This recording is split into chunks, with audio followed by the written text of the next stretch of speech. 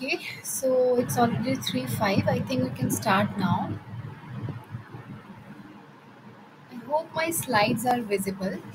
So I welcome you all to today's tutorial, which is week 7 tutorial of the course Introductory Organic Chemistry 1, conducted by NPTEL, whose course instructors are Professor Harina Chakrapani and Professor Niraja Dashaputre from ISER Pune. I'm your PMRF teaching assistant Deepika, and I'm doing PhD in chemistry at IIT Bombay. So today's tutorial will be based on mainly substitution and elimination reactions of various organic compounds. I hope you all have gone through the video lectures provided by Professor Neeraja ma'am. So based on those video lectures, we are going to discuss a few interesting questions on this topic, okay? And the recording of this tutorial will be available on the YouTube channel, Tutorials by Deepika. So you can go through those videos as well. So let us start today's session. So this is the first question. Which of the following compound shows the correct decreasing order of solvolysis with aqueous ethanol? You are given four different compounds containing this X as a substituent. Consider X as a good leaving group, okay, and X is same in all the four compounds given. You have to choose the correct order of decreasing order of solvolysis of these four compounds in aqueous ethanol. So what is solvolysis? It is breaking of bond. Lysis means breaking of bond. So you have been asked to choose that what will be the order of the compounds in which they will follow breaking of bond in presence of solvent. That means you will get a carbocation in the process. So, how will you approach this question? To approach these questions, you have to first compare the different carbocations formed for the all the four given compounds. What will be the carbocations that will be formed for all the four compounds in presence of aqueous ethanol? So, if you eliminate the leaving group, in this case, you will get a positive charge on this carbon atom, which will be a vinyl carbocation. Clear? And similarly, in the second compound given, you will get a positive charge on this carbon atom. In the third example, you will get the positive charge here, and in fourth, you will get a positive charge here. So, I hope you can visualize all the four carbocations that will be formed in solvolysis process for all the compounds. Now you have to compare the stability of the carbocation that is being formed. More will be the more will be the stability of the carbocation, more will be the rate of solvolysis, okay? Because to gain a stable carbocation, the compound will readily or feasibly undergo solvolysis. So to choose the correct choice, you have to now identify which one will be the most stable carbocation and which one will be the least stable carbocation. So when you compare vinyl, tertiary, that is 3 degree, 2 degree and 1 degree, tertiary, secondary, primary carbocations, among all these four, you must know that the tertiary carbocation is the most stable one because the carbon center is containing the most number of electron releasing groups in it. Okay, so the positive charge will be stabilized the most in case of tertiary one.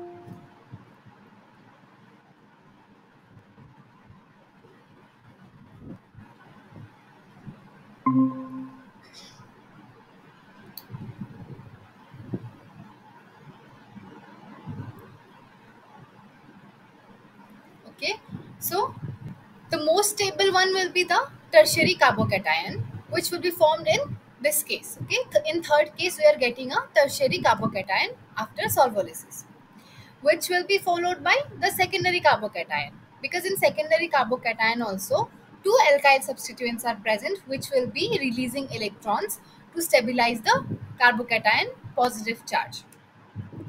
And then we are left with now primary and vinyl carbocation. Which one is more stable and which one is less? If we compare primary and vinyl, vinyl is less stable. Okay, hence if you follow the order, you will get that third will be the most readily solvolysis undergoing compound. So third will be the most, which will be followed by the second one, and then the fourth one will come, and lastly the vinyl will come. Why is it so? The explanation will be in this vinyl carbocation. Why is vinyl carbocation least stable? That is the question now. Okay, in case of vinyl carbocation, after leaving after eliminating the leaving group X, you generate a positive charge here. Okay, if we look at the hybridization of this carbon center at the carbocation species, you will know that this will be now sp hybridized carbon. Okay, so for the sp hybridized carbon, it has very less s character. If s character is less, it will be highly electronegative. Okay, s character and electronegativity is inversely proportional. So now if it becomes sp hybridized carbocation center, it becomes highly electronegative. So as we know, a positive charge on more electronegative center is a very destabilizing system. You cannot put a positive charge on a highly electronegative species. It will lead to lead to a very destability of the system, and it will try its best to get electron from the surrounding. So that is why the vinyl carbocation is less stable than even the primary.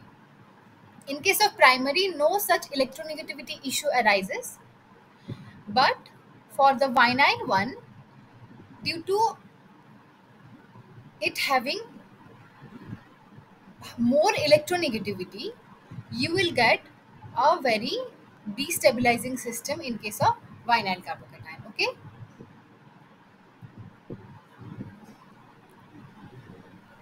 so I hope this is clear. So the explanation of vinyl carbocation will come from its more electronegativity. Okay, so coming to the question number 2, which of the following reaction will undergo will go faster if the concentration of the nucleophile is raised? So you are given four different reactions, and in for all four reactions you are given a nucleophilic species also. Okay, in all the four reactions you are given different nucleophilic species. So you are asked now which reaction will be faster if we increase the concentration of the nucleophilic species. That means the rate of reaction is depending on not only the starting material but also the nucleophile.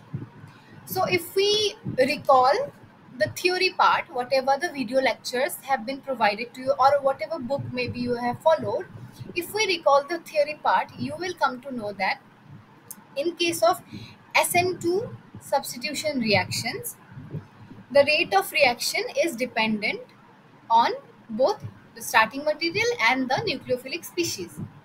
When it comes to SN1, it has two steps. Okay, in first step you get the intermediate, which is the slowest step, and it will be the rate determining step. So in the rate determining step of SN1 substitution, there is no role of the nucleophile, and the rate depends on only the starting material. But in case of SN2 substitution, you will get its rate which will depend on both the reactants involved in the reaction, that is the starting material and the nucleophilic species. So now you just have to identify Which of these reactions are following an SN2 substitution pathway? If you identify which reactions are following SN2, you are done with the reaction, because only those reactions will give a rate which will depend on the concentration of the nucleophile as well. So let us now identify. Let's look at the first reaction. We have here a bromide substituent here in the secondary, in this secondary carbon position, and this methoxide is the incoming nucleophile, and we are getting the product where the methoxide is replacing the bromide substituent. And we will look at the stereochemistry also. If we see that methoxide is below the plane opposite to the bromide which was above the plane, that is, we are getting an inversion of stereochemistry at the end. So which reaction gives inversion and which reaction gives retention? SN1 gives retention and SN2 gives you inversion of stereochemistry. So definitely reaction 1 is now following SN2 substitution reaction pathway. We know that now. Okay.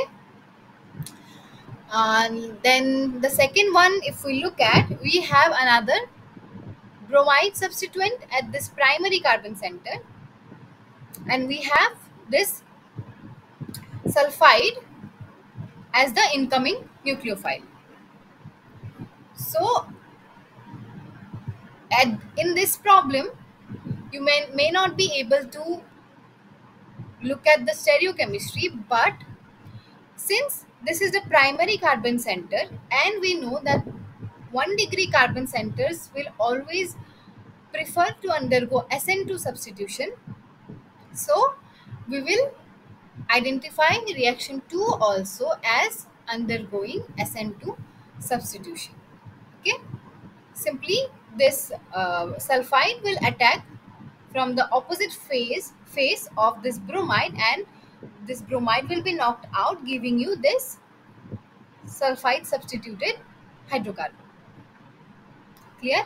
So till now 1 and 2 are undergoing SN2, we have known. Then in question number 3, we will see that this bromide substituent is present in a tertiary carbon center this time. Okay, and you have been given this nucleophilic species. So this O minus will, if reaction 3 is following SN2 substitution, O minus will attack here and bromide will knocked out. But will that attack be feasible? If we follow the rules of SN1 and SN2, SN2 will not undergo substitution, or SN2 pathway will not be followed in case of statically hindered carbon center. So since it is tertiary center, this compound will not undergo an SN2 mechanism. Okay, rather it will undergo an SN1 mechanism if it is undergoing substitution reaction, because first the bromide will be knocked out, you will get a tertiary carbocation here which is highly stable, and then in the next step the nucleophile will attack at the carbocation to give you this product. So reaction 3 is not following SN1 SN2 pathway. Okay, rather it is following SN1 substitution. Then we are left with question number 4. At the first glance, you may notice that the bromide substituent is present at a primary carbon center here. So maybe the sulfide will simply come here and bromide will be knocked out. But no, this reaction does not undergo in such a manner. How is this reaction driven? What happens due to the presence of lone pair on this oxygen atom? Those lone pair will be pushed to this bond, and this good leaving group bromide will be knocked out first. That is, O minus electron pairs will be pushed to this oxygen carbon bond and bromide will be knocked out. In turn, you will get here an oxygen carbon double bond with a positive charge on oxygen atom, because oxygen is giving its electron pair. Okay, so positive charge is now uh, given to the oxygen atom. This double bond is formed and this bromide is knocked out. So in the first step of this reaction, you get an oxonium ion here. Okay, and then this oxonium ion will be attacked by the nucleophile in the second step. So it is kind of a SN1 substitution reaction only, not SN2. Okay, this reaction is involving two steps. In first step, you are getting oxonium ion, not a carbocation, of course, an oxonium you are getting, and this oxonium is attacked by the sulfide to give you this desired product. So now we know that reaction 3 and 4 are not following SN2 substitution pathway. Hence, the answer will be C, which is 1 and 2. Okay, so only reaction 1 and 2 are following SN2 substitution mechanism. And since for SN2 the reaction rate depends on the concentration of both starting material and nucleophilic species, so for 1 and 2 these reactions will go faster if the concentration of the nucleophile is raised. Okay, I hope this is clear. So here also the explanation is written. You may note down. As we know, the rate of reaction in SN2 reaction is directly proportional to the concentration of nucleophile. Hence 1 and 2 will be the answer. So now we have a theoretical kind of question. SN1 reaction undergoes through a carbocation intermediate as follows. Okay, you are given an example of SN1 reaction here, where this Rx compound, where X will be the leaving group, of course, and Rx is undergoing cleavage, which is the rate determining step to give you a carbocation here, and this leaving group is here, and then water as a nucleophile will come, and this fast reaction second step will liberate the alcohol as the product, and proton from water will be knocked out. Okay, so you are given this example of SN1 reaction. Now you have to choose the correct statements from below. Number 1 is the decreasing order of rate of SN1 reaction is tertiary butyl with the leaving group, and followed by isopropyl hydrocarbon with the leaving group, then ethyl. Suppose we take it as a halide, so you may take it as ethyl halide and then methyl halide. So they are saying that decreasing order of rate of SN1 reaction is tertiary butyl halide, isopropyl halide, ethyl halide, and methyl halide. Is this statement correct? Yes, the statement is correct. Why? Because see, in SN1 we are getting a carbocation. Okay, so more will be the stability of the carbocation, more will be the rate of the order, because we are getting a stability in the first step, so reaction will work faster. In case of tertiary butyl halide, you will get a tertiary butyl carbocation, which is very stable because it is a tertiary carbocation, and then it will be followed by 2 degree, 1 degree, all these carbocations, isn't it? So the tertiary butyl halide will undergo the fastest SN1 reaction. Hence the first statement that is given is correct.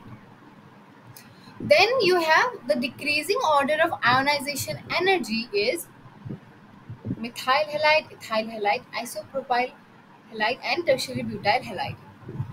So they are saying that the ionization energy of the step in which you are getting carbocation and the leaving group halide, leaving group species, which uh, w- uh, What will be the decreasing order of the ionization energies for all these four hydrocarbons? You will know that if the cleavage of the bond is easy, then ionization energy will be less. Okay, like see, if first of all, if we are getting a stable carbocation, then the cleavage of the bond is easy. Bond between the alkyl and the halide. Bond between these two will be easier if we are getting a stable carbocation in return. So if the bond breaking is easy, ionization energy will be less. Hence, if you compare all these four compounds, since for tertiary butyl halide you are getting a stable carbocation, the bond breaking will be easy and the energy required for the breaking of the bond will be less. Okay, hence you see that this order whatever they have given in the question is correct. Okay, for methyl halide, since we are not getting a stable carbocation in return, the breaking bond breaking will be very difficult, and we will have to supply a lot of ionization energy. So the most amount of energy will be required for methyl halide. Hence, this order is correct. Then let us see what is the statement third given. The decreasing order of energy of activation is this. So energy of activation means energy required to initiate the reaction. Okay. So if the breaking is bond breaking is already easy, do we need to supply less amount of energy or more amount of energy to start the reaction, to initiate the reaction? Of course, less, right? Because the reaction is feasible for the stable carbocation. So energy of activation will be less in this case. Hence, you will see that this order, whatever is given in the statement 3, is also correct. Okay, so all these statements you can compare in terms of the stability of the carbocation that we are going to get in the rate determining step. Hence, we can see that all these three statements given are correct. Okay, so the answer, okay, actually the answer will be D, that 1, 2 and 3 are correct. Okay, hence all these orders given are correct.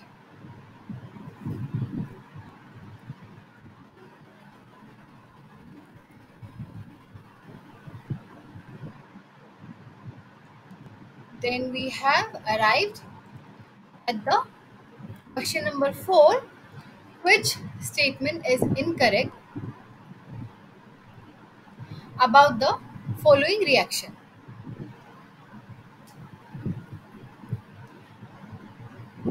Okay, so which statement is incorrect about the following reaction? You are given this reaction where this iodide is being replaced by this radioactive iodine 131, to give you the product. You have to first predict the product what you are getting, and then you have to look at the statements that are given here. Let us look at the statements. The rate of these reaction depends on both Ri and 131 iodine iodide. Okay, that is, they are asking whether the rate of the reaction depends on the starting material and the incoming iodide nucleophile. So if you look at this reaction, this is a secondary carbon center. Okay, and you must know that in this reaction iodine this iodine is being replaced by this radioactive iodide following a SN2 mechanism. Okay, so if it is following SN2 mechanism, the rate of the reaction will be dependent on both the starting material and the incoming nucleophile. Hence, the statement A will be correct. Okay. For statement B, loss of optical activity was twice as fast as the gain of radioactivity. They are saying that, suppose, let us consider a case where, suppose 50% of this starting material has reacted with the incoming nucleophile. Okay,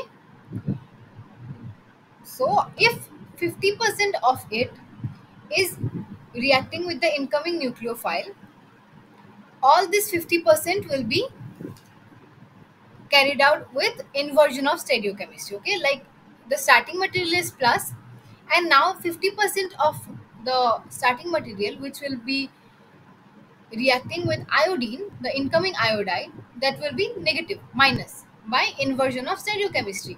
So now you have 50% of plus and 50% of minus in the reaction medium.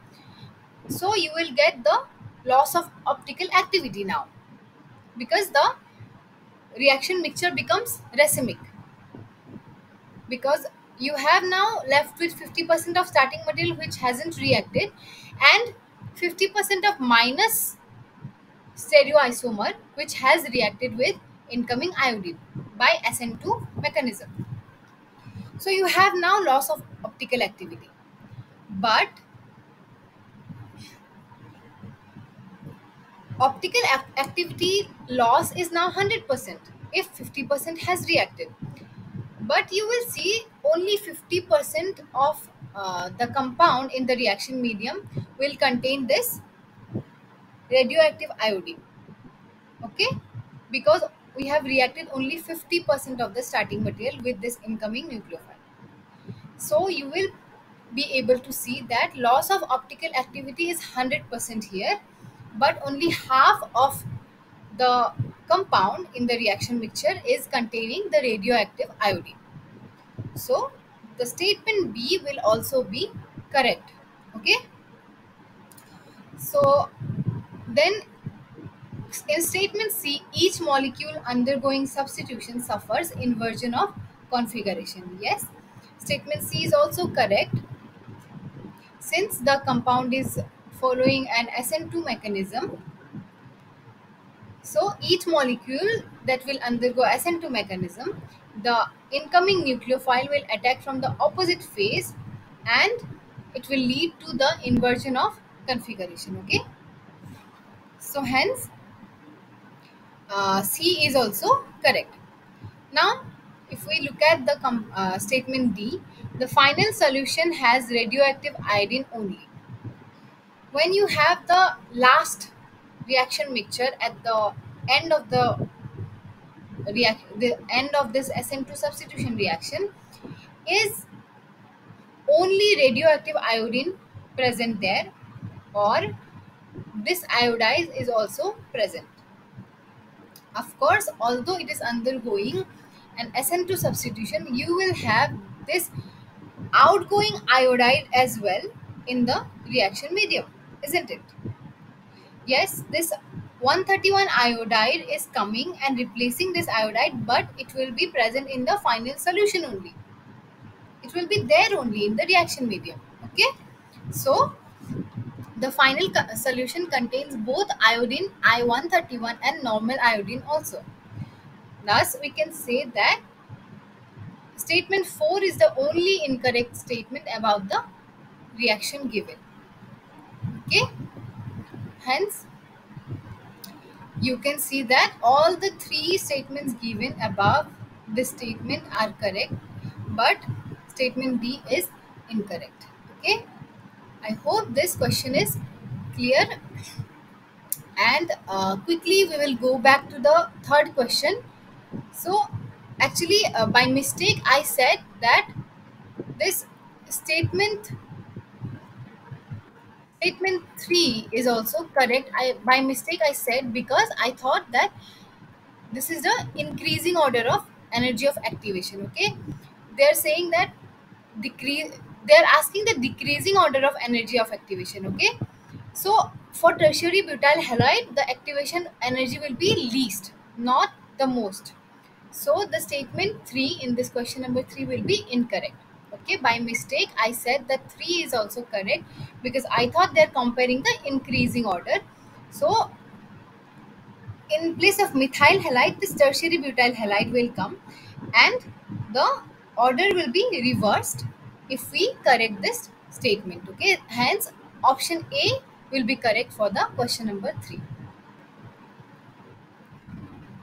Now let us move ahead with the question number 5, where you have been asked that which one is an excellent substrate for SN2 reaction.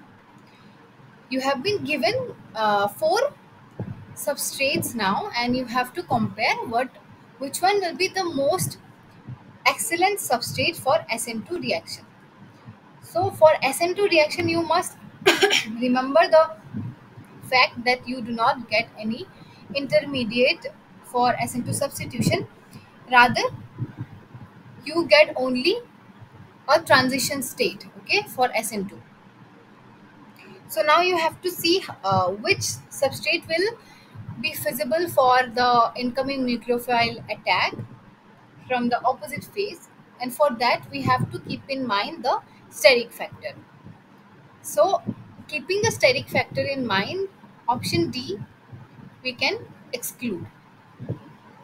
Okay, then we have these 3 options left now.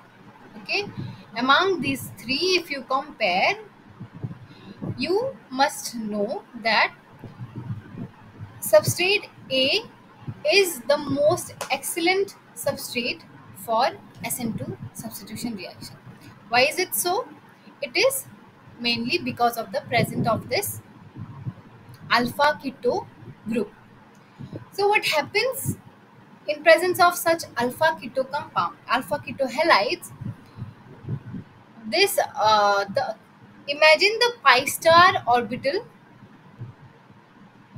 of this CO double bond. Okay, what happens, this pi star orbital and this sigma orbital of the CCl bond are at close proximity in the molecular orbitals. Okay, so when we compare the energies of the molecular orbitals, this sigma bond of the CCl, that sigma bonding orbital lies near the pi star orbital of this CO bond, and due to that fact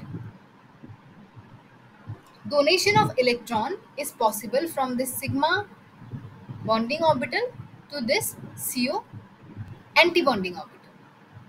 Okay, so due to this electron donation to this anti-bonding orbital, this CCl bond becomes weak.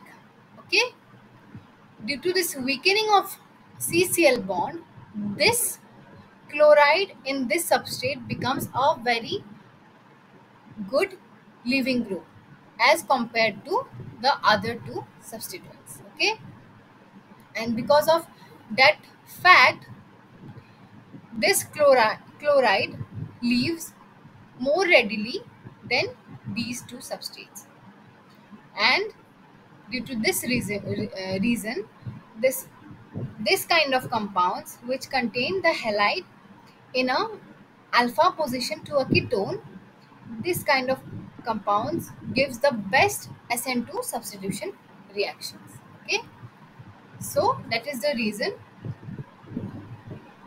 So option A will be the correct answer for this question. Then we have question 6. Looking at the graphs, you may think that, oh my god, this is a difficult question, but no, this is one of the easiest question of the tutorial. You just have to concentrate on the curves, how they're moving and what we are comparing. Okay, let us approach the question number 6. Which of the following curve correctly represents SN1 versus SN2? So we are comparing here rate of the reaction versus the alkyl halide present. Okay, and you have to see when going from primary to tertiary alkyl halides, how do the rates of the SN1 and SN2 reactions vary? Okay, theoretically we already know that SN2 reactions prefer less steric hindrance, that is primary carbon centers undergo SN2 substitution readily, whereas in case of SN1 substitution we get a stable carbocation, so tertiary ones undergo SN1 substitution readily. So if we look at the first graph that is given in option A, you see that SN2, it is showing that rate increases from primary to tertiary. Is it correct? No. For SN2 the order is reverse. Okay, it should it it should decrease from primary to tertiary, so this graph is incorrect. Let us look at the graph B, which is given. It is showing that for SN2 substitution the rate is decreasing from primary to tertiary. Yes, that is correct.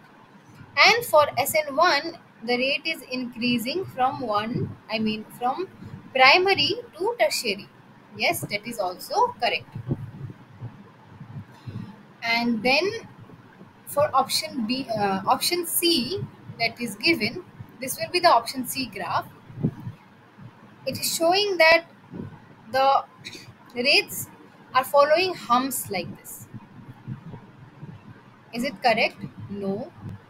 Like for example, for SN2, primary is the most readily undergoing one, and then secondary is a little less, and tertiary is even lesser.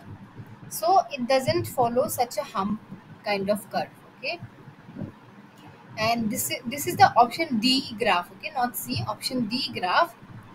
And for option D graph, if you look at the curves, it is showing a very unpredictable kind of order. Okay, it is following first, SN2 is following first very less rate and then increasing for secondary and again decreasing for tertiary. No such order is followed by SN2. Okay, so the answer is simply option B. Okay, this option B graph is this one. So option B graph is correct, as we know rate ordered in SN2 is primary, secondary, tertiary halide, and rate ordered in SN1 is the reverse. So this second graph whatever was given is correct. Let us move to the next question. We were asked that what will be the correct order of SN2 by E2 ratio for the percentage yield of the product of the following halide. You are basically asked that which of these compounds will undergo SN2 reaction readily and which one will undergo elimination readily. Okay, for that you must know that for SN2 substitutions we have already discussed that you need a less sterically hindered carbon center. Okay, so among all these four, option 3 is the one which uh, contains the least sterically hindered carbon center. So definitely for third one, SN2 substitution will be of higher preference. And then if we compare for other uh, all the three other substance given, you will see that the order of SN2 by E2 ratio will be followed as this way. Okay. Least hindered halide give fastest SN2 reaction, which is the third one in the option. As the hindrance increases, the occurrence of SN2 reaction decreases and elimination reaction become faster as compared to SN2. Okay. So the order will be followed in this way. The primary one will undergo SN2 the fastest, followed by the secondary one, and then followed by this statically hindered secondary, and the least last compound in the order will be this one, which is tertiary, and it will not give SN2 substitution preferential. Okay, so the order will be the option A. And then now we have a very interesting question. Which of the following is an incorrect statement? You can see that both these reactions are almost similar. Just for these two methyl substituents here, like for these terminal carbons, the hydrogens are replaced by deuterium. Okay, all other factors of the reactions are same. The structure of the starting material is similar and reaction conditions are also similar. Only the hydrogens are replaced by deuterium for the first reaction. So you are given four statements now, and you have to identify the incorrect statement among these. Okay. The first statement is rate of formation of 2 and 4 would be identical. So if you look at the compound number 2 and 4, how are these formed from these two? These two are formed by SN2 substitution. Okay. So simply the incoming nucleophile, which will be hydroxide in this case, the hydroxide will replace the bromide leaving group. Okay. So 2 and 4 will be formed by nucleophilic substitution. So rate of formation of 2 and 4 would be, yes, identical, because the you may think that this carbon will be more statically hindered due to the presence of deuterium, but no, proton and deuterium hydrogen and deuterium do not have a very large difference of size in it. Okay, they are almost of similar size, so replacing the hydrogens by deuterium will not lead to such an steric hindrance, such as increase in steric hindrance for the case 1. Okay, so yes, rate of formation of 2 and 4 by following nucleophilic substitution will be almost identical. Then you are given rate of formation of 1 would be slower than that of 3, and 1 and 3 are formed by elimination reactions. Okay, so you are asked that are rate of formation of 1 uh, and 3 will be same, or 1 will be slower than 3. See, for the formation of 1 we are breaking a CD bond. Okay, first we are breaking a CD bond, then the electrons will be pushed from the CD to this CC bond, and the leaving group bromide will be eliminated. Hence, by E2 reaction, E2 mechanism, you will get compound 1 and 3. So, the rate of formation of these two compounds are definitely not identical, because here you are breaking a CH bond and here we are breaking a CD bond. So, formation 1 will be slower, because breaking of a CD bond will be a little difficult as compared to the breaking of CH bond. Okay, so the rate of formation of 1 would be slower than 3, hence this statement is correct. Then we have in the option 3, formation of 1 would be slow. Formation of 1 would show primary isotope effect. Yes, since we are replacing the hydrogens by deuterium, in the reaction pathways, you will observe primary isotope effect. Okay. For option D, formation of 3 involves E1 reaction. Is it correct? For in case of E1 reactions, what happens? We get a carbocation first in the first step. Okay. And for that, you need a stable carbocation to be formed in the first step. Is this statement correct? No. Actually, this reaction with which we are forming compound 3 from the starting material is this, it is following a E2 mechanism. Okay. These are the two reaction, and you are said that whether the compound 3 is formed by E1 or E2. It will be formed by E2 because you do not get a stable carbocation in case of this starting material. Okay, if it leaves, it will be a secondary carbocation, and for E1 to be followed, you need a more stable carbocation. Okay, so this reaction will undergo E2 mechanism. Anyway, in presence of strong bases, when it comes to E1 and E2, in presence of strong bases, mostly we observe E2 elimination pathway.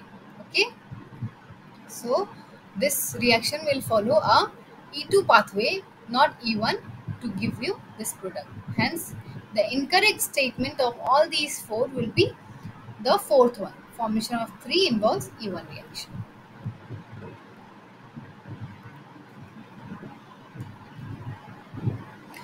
Then we have a similar question. Assuming both the reactions as E1, where will the expected ratio between KH and KD lies between? You are given these two reactions, and you are asked to predict the ratio between the rates of these two reactions. So, what is happening in the reaction? Let us see. You have here base is abstracting proton, and this bromide is being eliminated. So, how will we predict the rates of these two reactions? Since in both these cases the reactions are following E1 mechanism due to the presence of stable carbocation. How is it stable?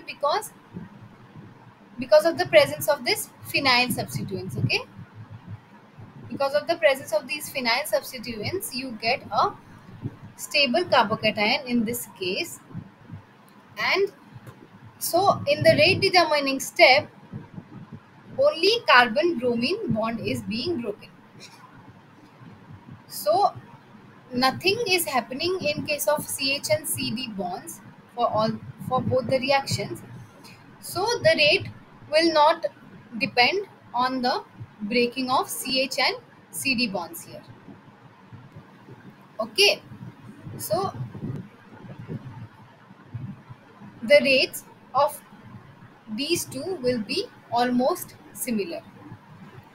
I hope this is clear. See, because in both the rate determining steps of these reactions, we are breaking the CBr bonds only.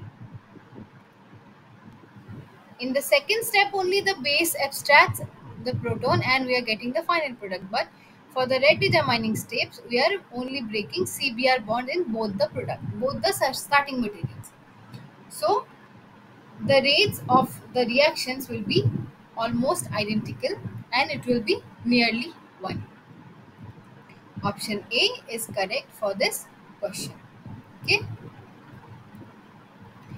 Now let us see. Predict the product for the following elimination reaction. You are given this starting material where you have this cyclohexyl moiety, two cyclohexyl moieties linked by one carbon-carbon bond, and both the rings are containing two substituents. One ring is containing one chloro substituent, the other is containing an iodide substituent. So you are subjecting this starting material with one equivalent of base. Okay, if you and of course, if you look at the products, all these products are elimination products. Okay, not substitution products. So now you have to think that if we are setting up a reaction with the substrate in presence of one equivalent of base, what will be the product form?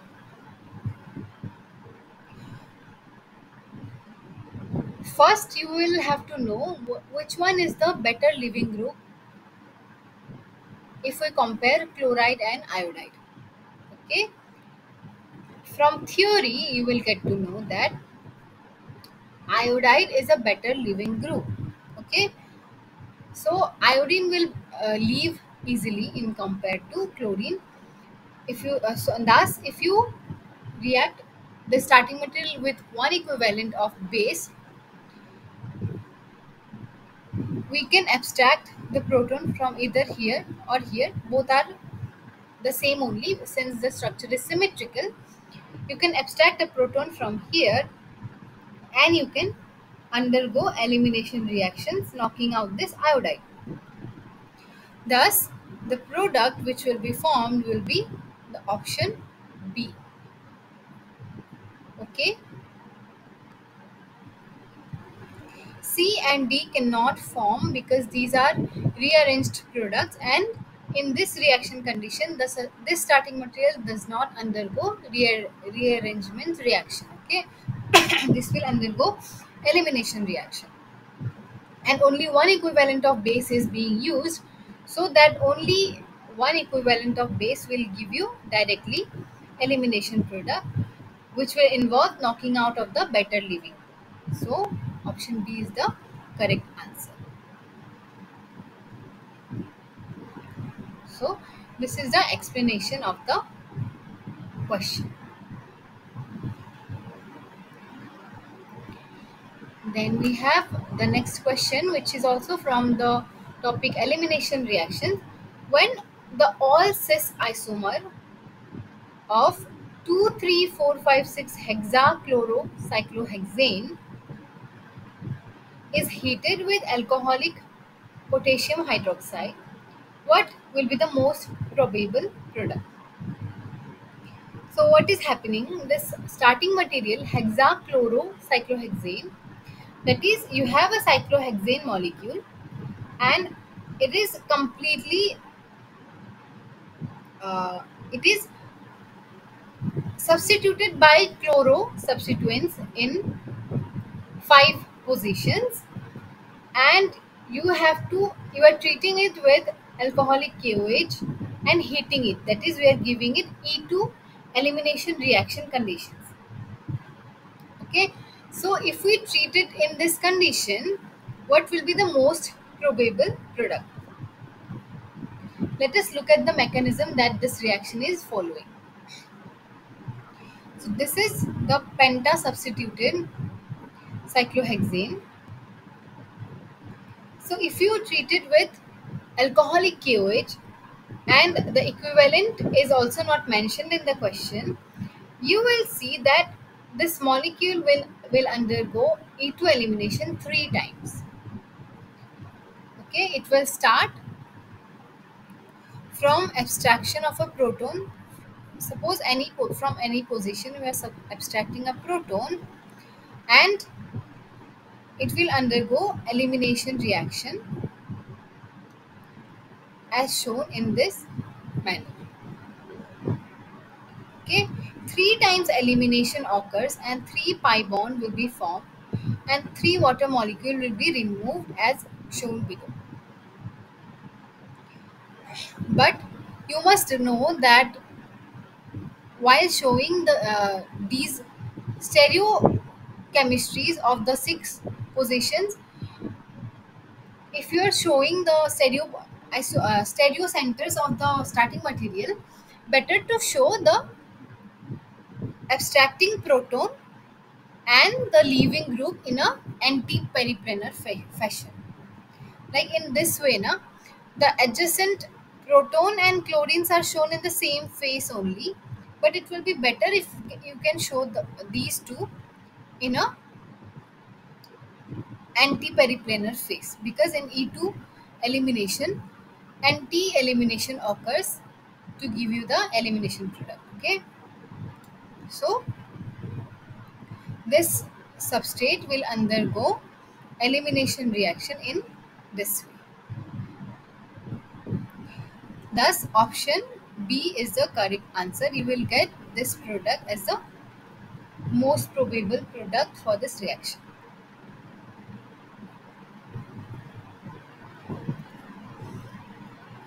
Okay, so next you have, which of the following statement is correct? You are given four statements and you have to identify which statement is correct, and all these four statements are based on elimination reactions. Okay, first is E2 is a concerted reaction in which bonds break and new bonds form at the same time in a single step. Yes, it is correct. E2 elimination reaction occurs in a single step where bonds break and new bond is formed in the single step. And the statement B is order of reactivity of alkyl halides towards E2 dehydrohallucination is found to be 3 degree is more, followed by 2 degree and followed by 1 degree.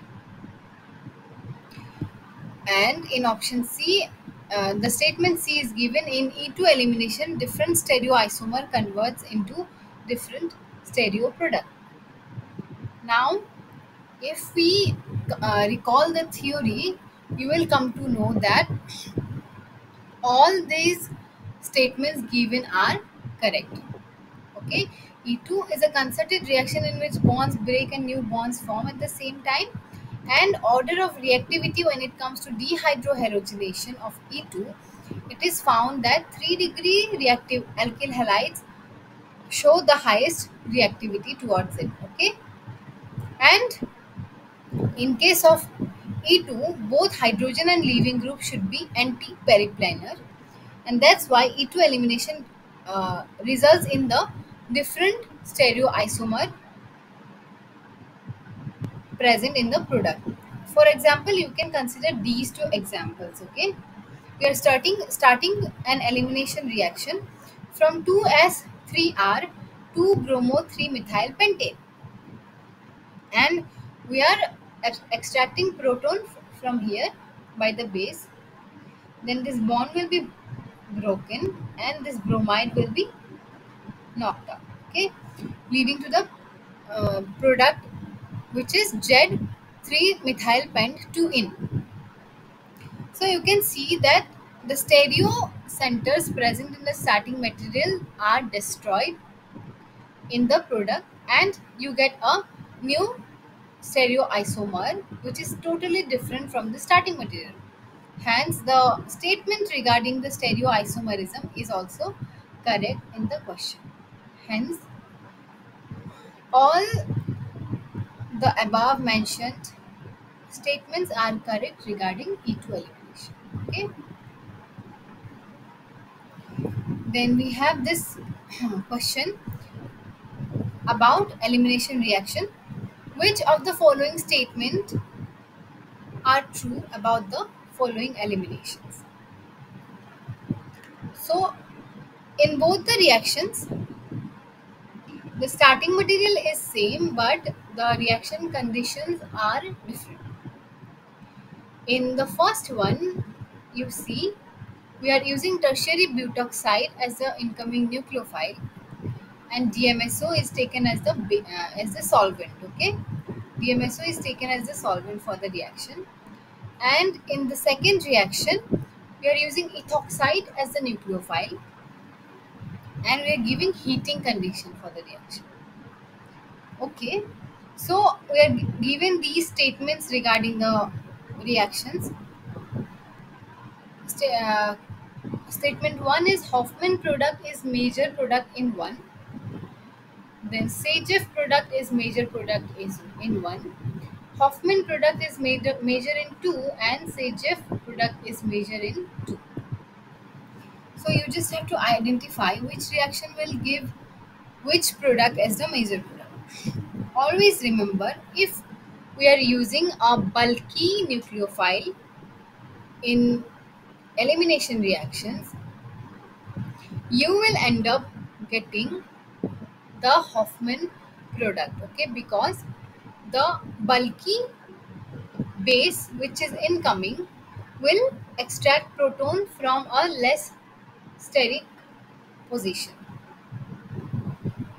whereas if the incoming base is not highly sterically bulky, it will lead to the formation of more substituted alkene, which is the Sajef product.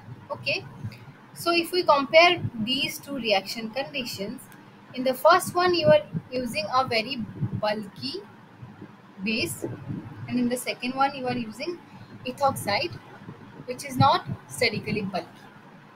Hence, these two reactions will follow these two different pathways. Okay, the less sterically bulky base will extract this proton from this secondary position, which will lead to the formation of the more substituted Jeff product. But tertiary butoxide will not be able to extract proton from this position because of its being very sterically bulky. It will extract proton from only the primary center, which will lead to the elimination product, this one as the major product. Hence, reaction 1 is giving us Hoffman product and reaction 2 is giving us Jeff product. Okay, so statement 1 and statement 4 is are correct. Okay, so Hoffman product is major product in 1 and Jeff product is major product in 2. Option B is the correct answer. And now we have this a little complex question. Among the following reactions, which one is incorrect? You are given three different substitution reactions and you have to identify which one of these is incorrect. Maybe the product written here is incorrect for any one of these three reactions. Okay, so if you look at the first reaction, you will see that this bromide is present in this tertiary carbon center. This azide is the incoming nucleophile and it will attack at this position. Bromide is knocked out, but this reaction is following a mechanism in this way. Okay, so like I said, if you have a alpha carbonyl in this position, you get the excellent SN2 substrate. Okay, because of the sigma to pi star electron donation, and this bond breaking becomes easier. So in for the first reaction, this azide will income like this, and at the center the bromide will be knocked out. Okay, so nucleophilic substitution reaction is happening. And when it comes to the second reaction, you have acidic medium in presence of N-propanol. We are opening an epoxide in this reaction. Okay, so how is this mechanism proceeding? First, you have this proton and this oxygen lone pair will attack on the proton. Okay, so first you get an oxonium ion at this position and O gets a positive charge. Immediately the epoxide The oxonium intermediate, what is forming, which is a three-membered unstable intermediate, will break down from either this side or this side. But the breaking is favored from this side because after breaking this bond, you get to neutralize this O bond, this O atom which is now attached to a proton, and you get a carbocation here. So this tertiary carbocation will definitely be more stable than whatever carbocation you could get here, secondary one. Okay, so this carbocation is first formed, and in the next step, OH from the medium will act as a nucleophile and neutralize the carbocation form. Okay, so that is the mechanism that question number B, uh, the reaction number B is following.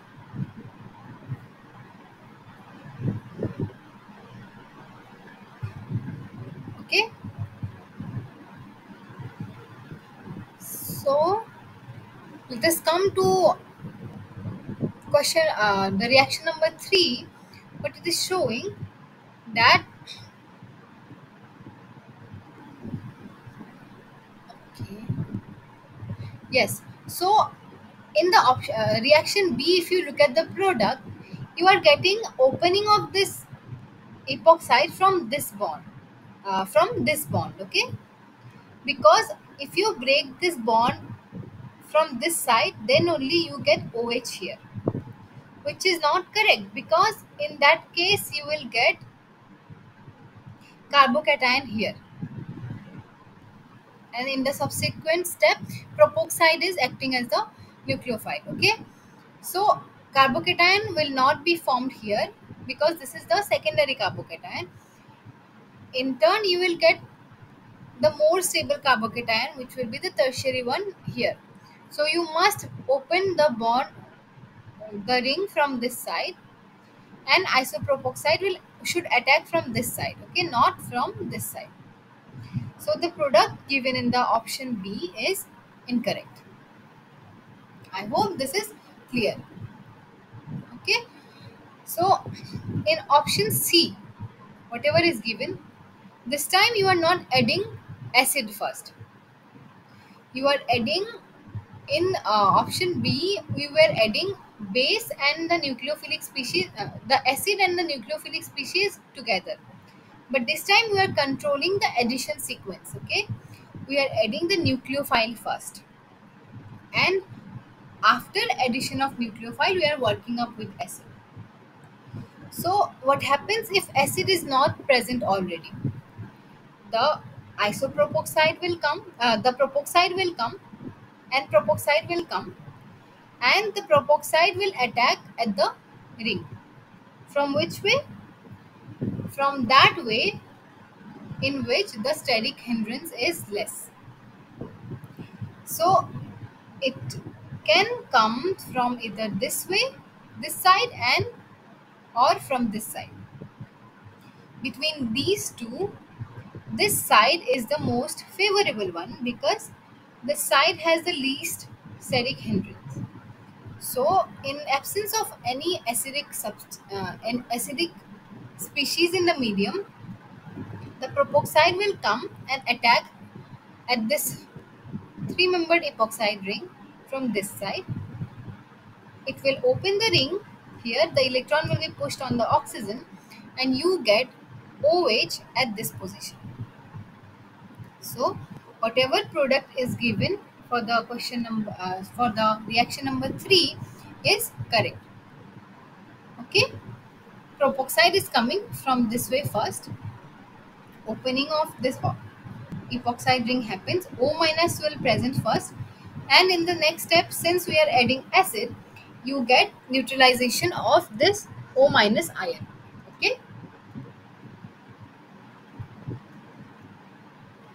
hence the product given in the reaction is correct. So these are the explanations. Okay, although the mechanism is shown in the reaction B in this way, but always remember first the carbocation will form, which will be the most stable one, and after formation of the carbocation, the propoxide will neutralize the carbocation. So with this, we have discussed a few questions today on the topic of substitution of and elimination reactions. Let us quickly go through the questions discussed and let us summarize the questions discussed today. We started with this question where we talked that which compound shows the correct decreasing order of solvolysis with aqueous ethanol, and I asked you to compare the order of solvolysis by looking at the carbocations that are being formed. Okay, what happened? The tertiary carbocation was the most stable one, followed by the secondary one, and when it came to the vinyl and the primary one, in case of vinyl one, you get sp hybridized carbon center here, and which leads to a less uh, which leads to a 50% of S character and 50% of P character. So I think by mistake I said that electronegativity is inversely proportional to S character. No, it is directly proportional to S character percentage. Electronegativity will be directly proportional to the S character percentage. So you will get that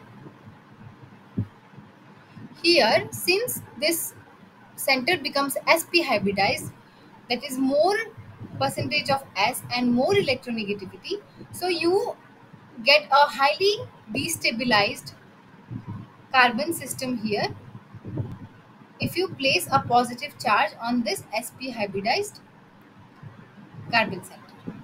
Okay, hence this will be the least stable carbocation. So we said that option B, that is this order, was the correct one. Then we discussed which one of these following reactions undergo faster if the concentration of the nucleophile is raised. We talked how we have to look at the reactions which are following the SN2 reactions, because in case of SN2 reactions, rate of reaction is dependent on both the concentration of starting material and that of the incoming nucleophile, and we saw that option the reactions 1 and 2 were undergoing SN2 substitution, and so for them the rates were dependent on the concentration of nucleophile.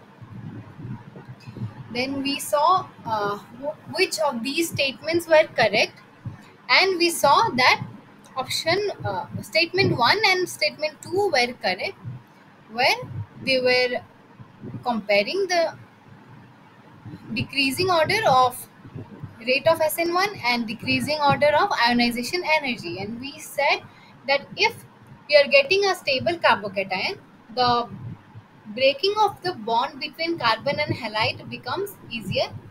Hence, we do not need a big amount of ionization energy for them. And activation energy order is also the similar one as the ionization energy. Okay, so we got that option A was the correct answer.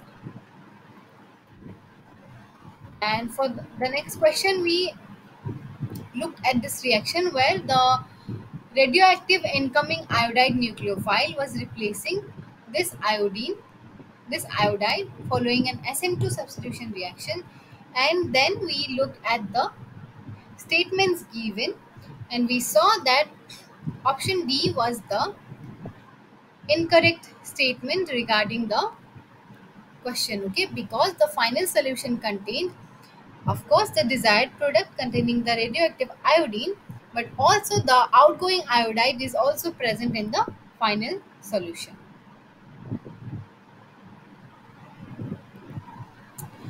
Then, for the next question, we knew how these alpha haloketones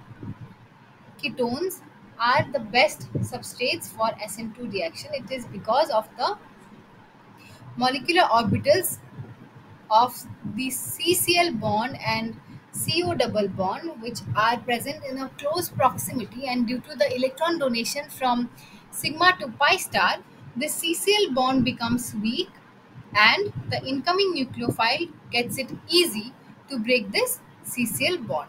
Okay, so option A was the correct answer for this. In question C, we discussed these graphs which were showing the comparison of rate versus the alkyl halides present, and we saw this graph given in option B was the correct one when it came to SN1 and SN2 substitution reactions. Then for these substrates, we saw which were the best ones that give SN2 reactions easily, and we saw that the trend is followed in this way.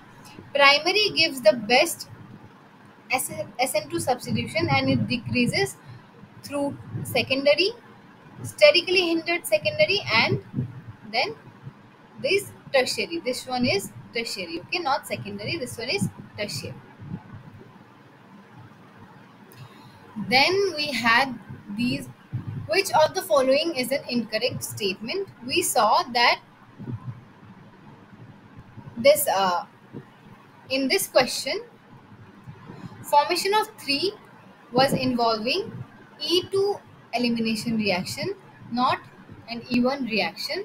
So the option D was the incorrect statement among the given statements. Okay.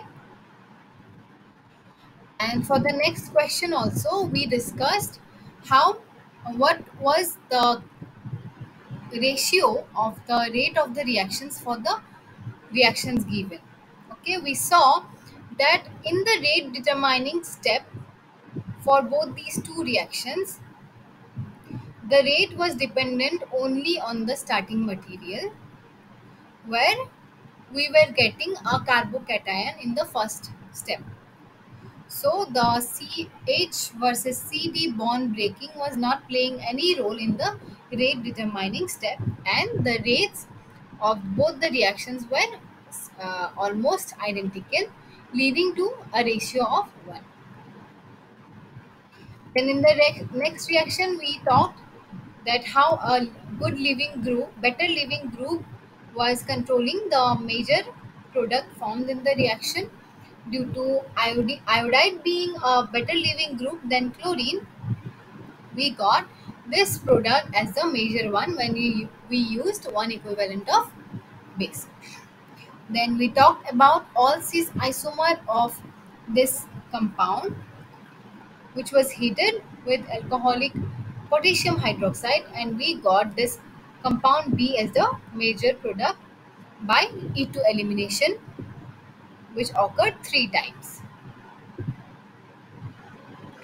In the next question, we again looked at a few statements regarding E2 elimination, and we saw that all the statements correct, all the statements given were correct. And we also looked at this example which showed how the stereochemistry of the substrate in E2 elimination changes after going to the product. Then in the next question, we looked at these two reactions where we saw how sterically bulky nucleophile undergoes Hoffman product giving reaction preferably, while no such preference to undergo elimination at less sterically hindered center is seen in presence of less sterically bulky nucleophiles. Okay. In general, you get say Jeff product only in which you get the most substituted alkene. And in the last question, we discussed 3 reactions by mechanism, and we saw that the reaction given in the option B was the incorrect one because this product was leading to the formation of less stable secondary carbocation, which is not possible if you have a possibility of getting tertiary carbocation. So option B was the incorrect product given here. So thus the rest two were the correct products. Okay. So thus we have arrived at the end of this tutorial. Thank you all for joining. Feel free to ask any doubt or question regarding this tutorial. So, and also you will be able to get the recording of this lecture in the YouTube channel. So thank you all for joining.